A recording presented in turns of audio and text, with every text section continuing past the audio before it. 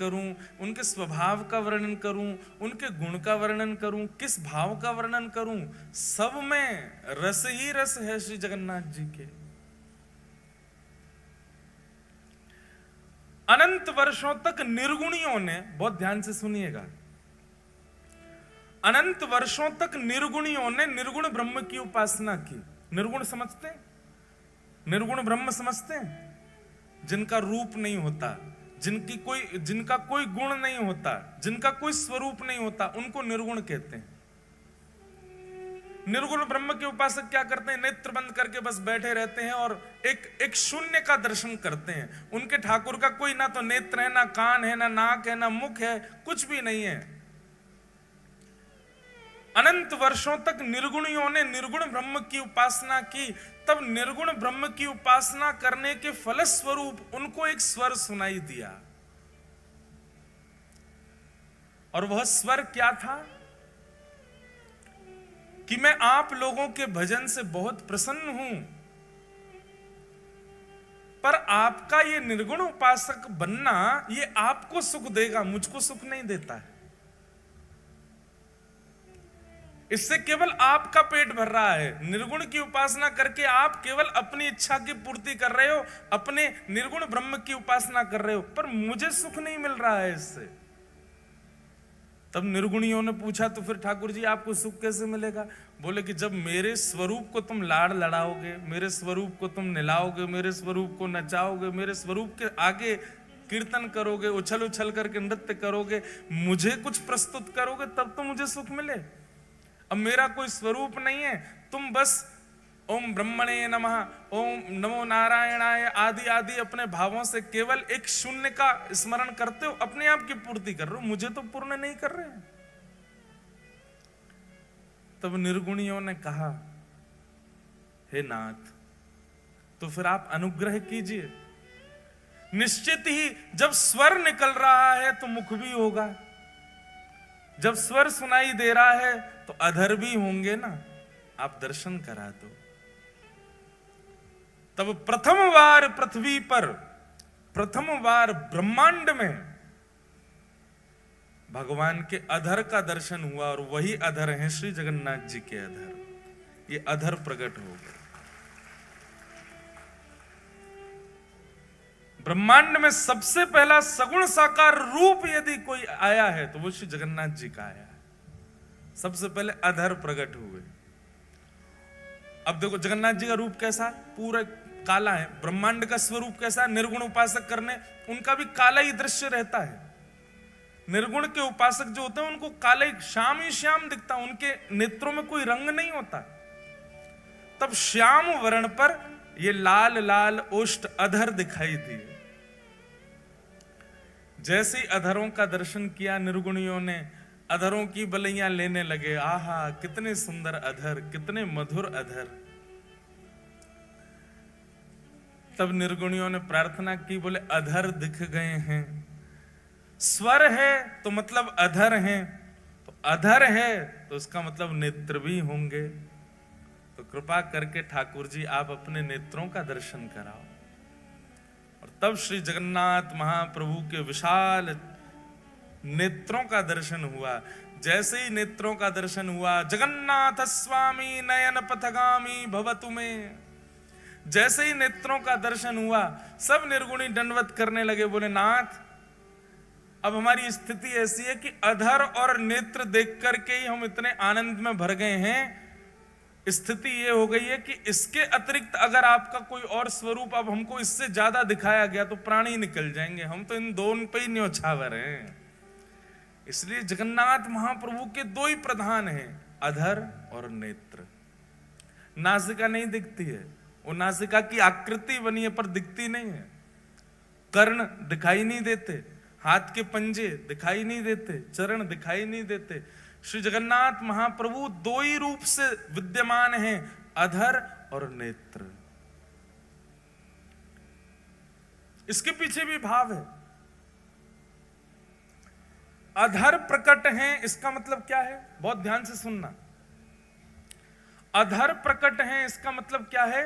ये बोलवे वाले ठाकुर जी हैं, पर कुछ सुनने वालों होना चाहिए। कौन से ठाकुर जी हैं? बोलवे वाले ठाकुर जी हैं। बस कोई सुनने वालों चाहिए। ये सुनवे वाले ठाकुर जी ना, इधर देखो, यहां देखो, सब लोग कथा सुनो। सुनवे वाले ठाकुर जी ना है, ठाकुर जी के कान तो छुप रहे हैं, दिखे ही ना रहे, केवल अधर। देखो वहां देखो, कहीं भी देखो, कहां पे जगन्नाथ जी के अधर ही दिखेंगे, अधर और नेत्र, जहां भी देखो स्वरूप में बोलवे वाले ठाकुर जी हैं। बस कोई भक्त में सामर्थ हो जो इनसे बुलवाई दे। और दूसरी बात, ये देखवे वाले ठाकुर जी हैं, और देखवे वाले भी ऐसे वैसे नहीं है। ऐसा देखवे वारो दूसरो ठाकुर ही ना है पूरे विश्व में। क्यों? बोले बाकी सब तो हमारे वृंदावन वाले ठाकुर जी के तो कटाक्ष नेत्र हैं, नेक नेक नेत्र हैं, बहु नीचे करके धरे हैं। श्रीनाथ जी में चले जाओ, कटाक्ष नेत्र नीचे धरे। द्वारिका में तो नेत्र ही धारण ना करें। बद्रीनाथ भगवान तो तपस्या में बैठे हैं। लेकिन जगन्नाथ प्रभु बोले एक तो नेत्र हैं, वो भी थोड़ी बहुत ना खोल रखे, इतनी जोर से खोल रखे कि महाराज कोई बच नहीं जाए मुंह से। बच नहीं जाए मतलब भय के कारण नहीं, बच नहीं जाए कहीं मतलब मेरे नेत्रन से कोई चूक के चलो नहीं जाए, मैं सबको देख लूं। और इतने में भी इनका बस नहीं चला, तो फिर कहा किया, बोले अपलक हो गए। पलक ही नहीं बनवाई महाराज अपनी, कहीं श्रम होने के कारण मुंह को पलक झपकनी ना पड़ जाए। वह समय कोई वैष्णव सामने और मैं वह को नहीं देख पायो तो, इसलिए अपलक नेत्र है, विशाल नेत्र है, सबको देखते हैं। एक बात आप बिल्कुल लिख लीजिएगा, जगन्नाथ भगवान के दर्शन की प्रधानता कम है। जगन्नाथ मंदिर में जाके स्वयं को दिखावे की प्रधानता है कि ठाकुर जी हमको देख लो।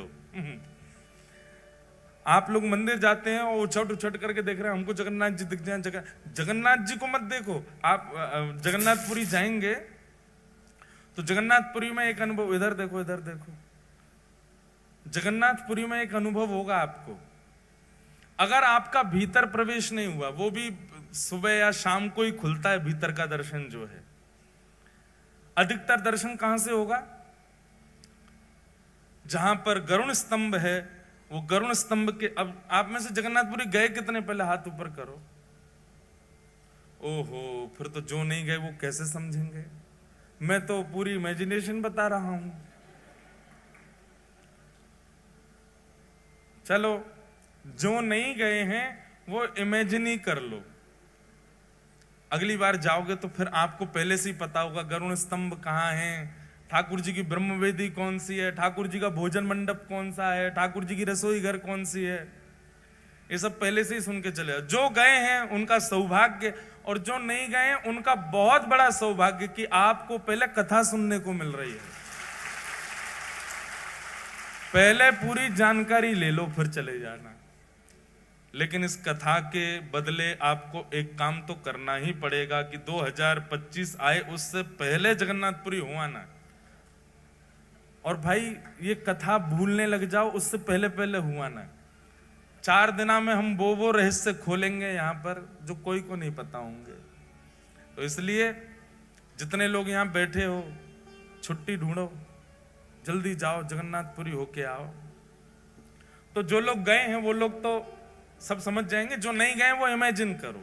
तो जैसे आप मंदिर में जाते हैं तो अब मंदिर का तो बहुत बड़ा रूप है, एक एक चीज बताएंगे हम। सीढ़ियों का क्या भाव है, मुख्य द्वार कौन सा है, उत्तर द्वार, दक्षिण द्वार, पश्चिम, सबके भाव हैं, अपने अपने भाव हैं। जैसे जैसे सामर्थ्य ठाकुर जी देंगे बताएंगे। पर जब आप मुख्य मंदिर में प्रवेश करेंगे जहां श्री जगन्नाथ जी विराजते हैं, तो जहां से अमूमन दर्शन सबको किया जाता है वहां से भी जगन्नाथ जी इतनी दूर होते हैं कि ऐसे 3 हॉल, सबसे पीछे वाली मैया से मुझ तक जितनी दूरी है इतने 3 हॉल भीतर, और लंबे 4 हॉल समझ लो, इतने भीतर बैठे हैं श्री जगन्नाथ जी। वहां से दिखेंगे आपको। जगन्नाथपुरी में प्रत्यक्ष दर्शन केवल सुभद्रा जी का होता है, स्पष्ट दर्शन होगा आपको। बीच में बैठी है सुभद्रा जी। तो द्वार है तो बहुत विशाल, लेकिन दूरी इतनी होती है कि जब आप भीतर प्रवेश करोगे तो इतने तो आपको बलराम जी दिखेंगे। बलराम जी सबसे पहले घुसते ही आपको बलराम जी दिखेंगे इतने। फिर बलराम जी के वाम अंग में बैठी हैं सुभद्रा। सुभद्रा जी पूरी दिखेंगी, और जिनके दर्शन के काज पूरी दुनिया गई है जगन्नाथ जी, वो इतने भी नहीं दिखते, इतने दिखते हैं, बस इतने ही दिखते हैं, आधी सी आंख दिखे उनकी। पूरी दुनिया आप देखेंगे जगन्नाथपुरी में, सारी भीड़ कहां होती है? वहां कोने में। सबकी दृष्टि ऐसी है, बोले वहां कोने में देखो जगन्नाथ जी दिख रहे होंगे। वो जगन्नाथ जी कितने दिखते हैं? कितनों कोने में घिस लो, इतने इतने ही दिखते हैं, वो इससे ज्यादा नहीं दिखते। इसका मतलब क्या है? जगन्नाथपुरी में श्री जगन्नाथ जी को देखवे के काजे उमड़ो मत। जगन्नाथ जी कह रहे हैं हमने सबको देखवे के काजे सुभद्रा जी बीच में बैठा रहेंगे, बस तुम खुद को दिखा दो कि तुम आए हो, और तुम मुझे देख पाओ नहीं देख पाओ बिल्कुल चिंतित मत हो, पर मेरी दृष्टि तुमको देखे ही लेगी। इतने बड़े बड़े नयन महाराज बना के काय को खड़े हैं हम, ये अपलक नेत्रन से काय को खड़े हैं? ताकि तुम मुझे दिख जाओ। अच्छा, श्री जगन्नाथ जी के नेत्र विशाल क्यों हैं? क्योंकि वो सबको देखते हैं। और ये दो ही प्रधानता है श्री जगन्नाथ जी के रूप में, अधर और नेत्र। बाकी सब जगह हमारे वृंदावन में राधा रमन जी सब जगह प्रधानता बाकी अदा है, हाथ ऐसे हैं, पाम त्रिभंग लली हैं, मुकुट ऐसा है। जगन्नाथ जी की दो ही प्रधानता है, नेत्र और अधर।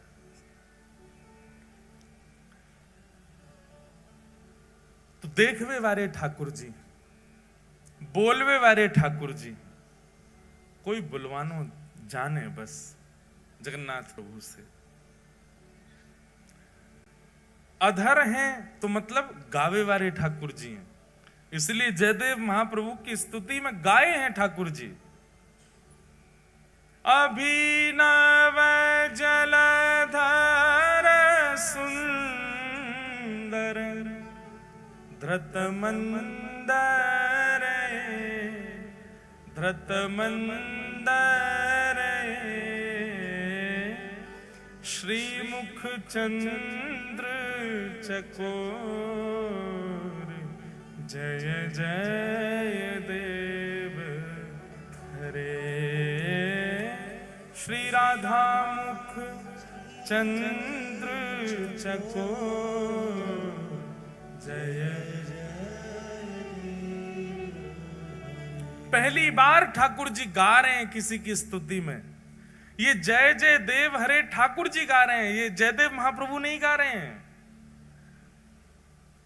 इस अष्टपदी की विशेषता है कि जयदेव महाप्रभु तो वर्णन करना चाहते हैं जय जगदीश हरे, अभिनव जलधर सुंदर धृत मंदर ए श्रीमुख चंद्र चकोर जय जगदीश हरे, ये लिखना चाह रहे हैं जयदेव महाप्रभु तो। पर जयदेव महाप्रभु ने जाकर के जैसे ही जगन्नाथ महाप्रभु को ये अष्टपदी सुनाई, ये अष्टपदी सुनकर के जगन्नाथ भगवान के अधर जो है वो बोल पड़े, और जयदेव महाप्रभु को वाद्य होना पड़ा अपनी लेखनी मिटाने पर। बोले जब ठाकुर जी स्वयं गा रहे हैं तो फिर हम अपनी क्यों थोपें जय जगदीश हरे। तो जैसे ही जयदेव महाप्रभु बोले अभिनव जलधर सुंदर धृत मंदर ए श्रीमुख चंद्र चकोर, जयदेव महाप्रभु तो गा रहे हैं जय जगदीश हरे, पर जयदेव महाप्रभु की आवाज किसी को सुनाई नहीं दी। इतने वेग से जगन्नाथ प्रभु ने गाया कि सबको एक ही स्वर सुनाई दिया, जय जय देव हरे। जगदीश की जय जय नहीं है, जगदीश को भजवे वारे जयदेव की जय हो। बोलवे वाले ठाकुर जी हैं जगन्नाथ जी, कोई बुलवानो जाने। अच्छा, जगन्नाथ जी के कान क्यों नहीं है? जगन्नाथ जी के कान दिखते क्यों नहीं है? बहुत सुंदर भाव है। बोले जगन्नाथ महाप्रभु कहते हैं, बोले कोई मेरो भक्त आर्तनाद आर्त भाव से मुंह को पुकारे, और वासमय व वाकी रक्षा के लिए, वासमय वाकु दर्शन देवे के लिए मैं जैसे ही जाऊंगो, मेरे बगल में ये बैठी है मेरी बहन सुभद्रा, उबा के बगल में बैठे हैं बलराम जी, जे दोनों मुंह को रोकेंगे, अरे लाला कहां को जा रहे है, कौन के पास जा रहे है? और कहीं सुदर्शन जी ने या गरुण जी ने बता दिया कि फलाने भक्त के पास जा रहे हैं, तो ये दोनों तुरंत उसकी पूरी लिस्ट निकालेंगे, अरे वो तो अच्छा खाता भी नहीं है, वो तो अच्छा व्यक्ति भी नहीं है, उसके अंदर तो काम भी है, उसके अंदर तो लोभ भी है, उसके अंदर तो द्वेष भी है।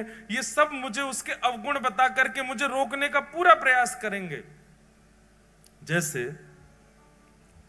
कई बार होता है बच्चे कहीं जाना चाहते हैं तो माता पिता उसको रोकने के लिए उस स्थान की खूब सारी बुराइयां कर देते हैं। अरे झूला में नहीं झूलना चाहिए, उसके पेच ढीले हो जाते हैं, झूला गिर जाता है, कितने लोग मर जाते हैं। आइसक्रीम नहीं खानी चाहिए, क्यों? बोले दूध जो होता है वो सड़ा हुआ होता है। मैगी नहीं खानी चाहिए, क्यों? बोले इसमें गिराड़ होती है। ऐसे अवगुण बताते हैं तो बच्चे क्या होता है, डर जाते हैं। चॉकलेट नहीं खानी चाहिए, इसमें कीड़ा पड़ जाते हैं पेट में, पेट की सब चर्बी खा जाते हैं। बच्चे डर के मारे बोलते हैं अच्छा तो नहीं खाएंगे, फिर भी बच्चे खा तो जाते हैं।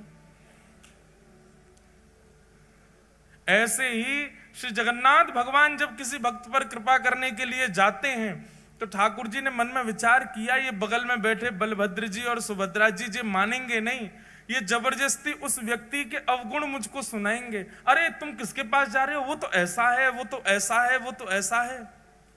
नेक नेक आगे आ जाओ भैया, ये आगे आके जाएंगे कहां, इनके पीछे कौन आवे गो? अच्छा जगह है, पीछे वारे हो आप, बुरो मत मानियो कि जेल से मैं बैठा दिए हैं। आप सब बहुत प्यारे हो हैं, बस ये थोड़ी व्यवस्था के लिए है। नेक नेक और याकू ये रेलिंग जो है इसको कल थोड़ा नेक और आगे है जाए तो देख लियो, बाकी आपकी इच्छा। बोलो जगन्नाथ महाप्रभु की। ऐसी रूखी जय बोल रहे हो हैं, ठाकुर जी आंख फाड़ के खड़े हैं, तुम ऐसे बोल रहे हो श्री जगन्नाथ महाप्रभु की। तो जगन्नाथ महाप्रभु ने मन में विचार किया, मेरा कोई भक्त मुझे बुलाएगा। सब लोग इधर देखो, आते जाएं बैठते जाएं, बस बाकी सब लोग बैठ जाओ। महाराज बैठ जाओ, इनको बैठा दो, बैठ जाओ, बैठ जाएंगे सब अपने आप।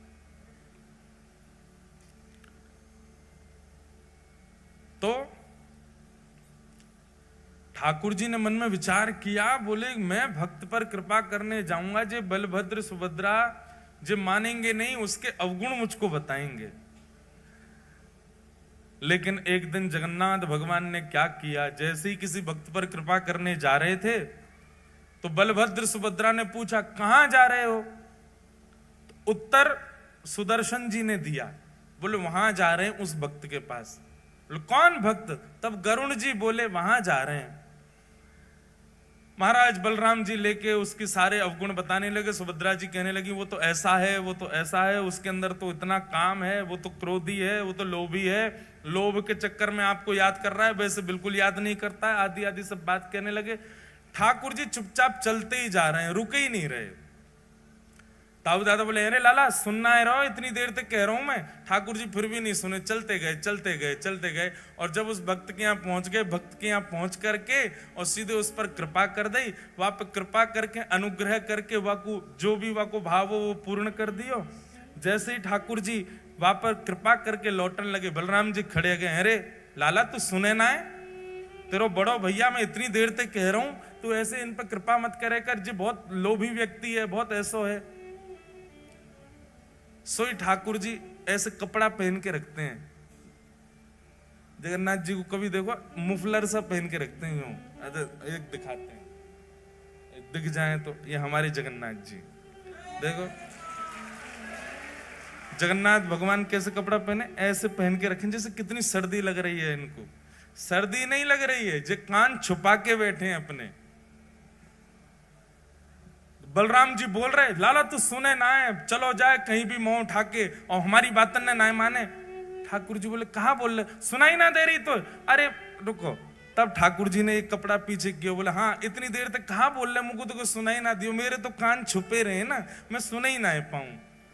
तब सुभद्रा जी बोली कितनो चतुर है लाला, जाने अपने कान जामारे छुपा रखे हैं कि जे कोई भक्त पे कृपा करवे जाए, और वास्तव में मैं और आप कहीं वह भक्त के अवगुण बताएंगे तो या कुछ सुनने पड़ेंगे, या हमारे पहले ही कान ढक के बैठने की, ताकि कोई भक्त पर मैं कृपा करवे जाऊं, वहां के अवगुण में कोई बताए तो वो पहले ही समझ जाए भैया मेरे कान छुपे, मैं सुन नहीं रहा हूं, मैं तो जाऊंगो वहां पर कृपा करके आऊंगो। इसलिए जगन्नाथ प्रभु के कान नहीं दिखते। बड़े अद्भुत हैं श्री जगन्नाथ जी, अपने कान छुपा के बैठे हैं। कोई महाप्रभु जी का अत्यंत निकट से दर्शन कर रहा हो, पीछे वाला कह रहा है देखो इसको तो इतने बढ़िया दर्शन हो रहे हैं, ठाकुर जी ये इतना योग्य नहीं है, हम योग्य हैं। ठाकुर जी उस समय भी यही कह रहे हैं, भैया मुझे सुनाई ना दे रही है, मेरे कान बंद हैं, जो मेरे समीप आ गए हो वो मेरो है, जो मेरे दृष्टि के आगे आ गए हो मैं वाकई कोई अवगुण विचार ना करूं। कैसे कैसे भक्तन पर श्री जगन्नाथ जी ने अनुग्रह किया है।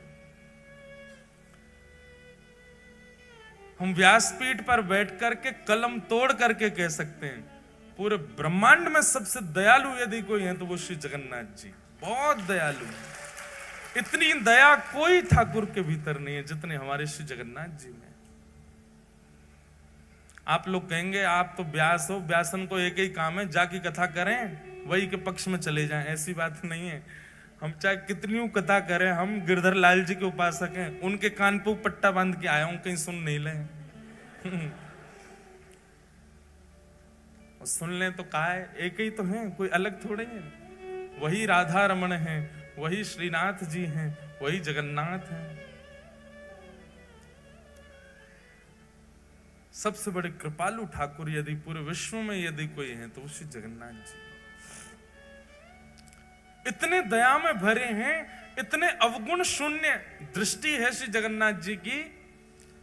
कितना भी बड़ा कोई व्यक्ति कितना भी अभागा क्यों ना आ जाए, ठाकुर जी उसमें भी दोष नहीं देखते। ऐसे महाप्रभु जगन्नाथ। श्रीमद् भागवत जी में जगन्नाथ शब्द का सबसे पहले उच्चारण किसने किया?